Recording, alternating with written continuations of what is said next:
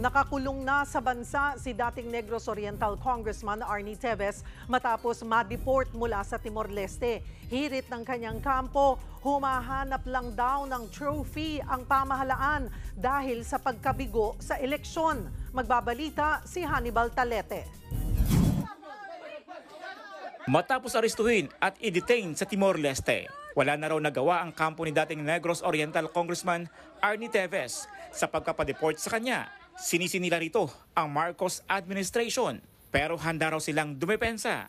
Ngayon po na kahiya-hiya po ang pagkatalo sa eleksyon itong administrasyon at napakababa nga ng approval rating ni Pangulong Marcos, kinakailangan po nila ng mga trophy. Ito po ay kasama po sa pattern of harassment and persecution na sinasagawa po ng kasalukuyang administrasyon laban sa mga Teves, at hindi lang sa mga Teves, sa ilan sa kanilang mga kalaban sa politika katulad ni Attorney Harry Roque.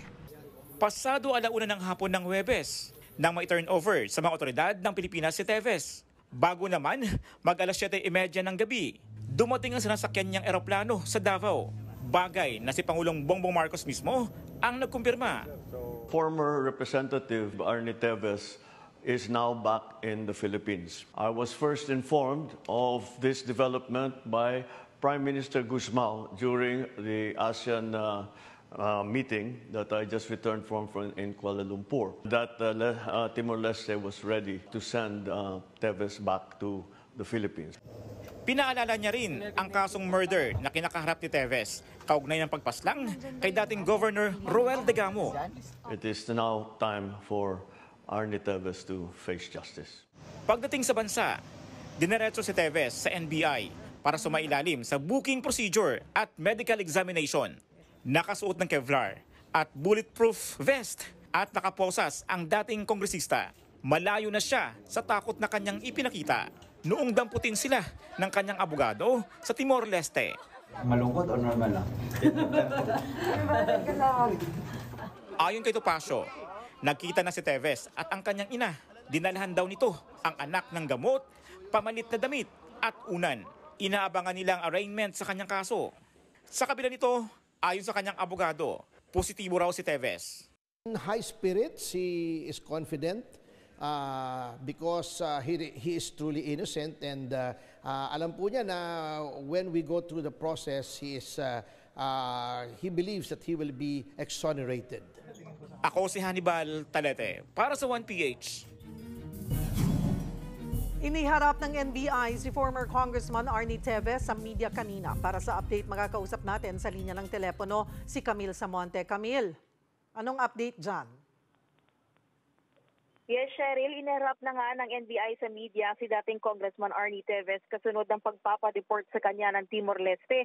Kasama ni Teves ang kanyang ina at legal counsel na si Attorney Ferdinand Topacio. Nagkaroon din ng pagkakataon ng media na matanong mismo si Teves dito sa press conference, at ang sabi ni Teves, malungkot siya na makukulong habang naghihintay sa desisyon ng korte sa kanyang patong-patong na kaso. Kaugnay nga yan sa pagpaslang kay dating Governor Roel Degamo at siyam na iba pa. Handa rin daw siyang harapin si Congresswoman Janice Degamo. Naging emotional din ang dating mambabatas nang matanong ang kanyang ina sa muli nilang pagkikita pagkatapos ng halos 2 taon.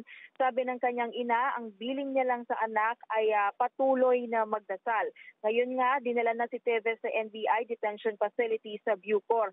Ayon sa NBI, ibabalik na nila ang warrant sa korte at bahala na ang korte na mag-schedule ng arraignment o ang pagbasa ng sakdal kay Teves. Tiniyak naman ng NBI na maayos at ligtas ang magiging detention facility ni Teves sa Bucor. Hindi rin daw siya ihalo sa ibang detainee. Cheryl. Ano rin ang magiging susunod na aksyon ng kampo ni Teves? Yes, Cheryl, ayon kay Attorney Ferdinand Topacio, naghahanda na nga sila ng kanilang mga argumento kung paano nga dedepensahan si Teves dito sa patong-patong na kaso. Kaya ito yung mahalaga, hihintayin nga yung arraignment at saka malalaman yung schedule para makaharap na nga finally itong si Teves sa mga pagdinig. Cheryl. Maraming salamat, Camille Samonte.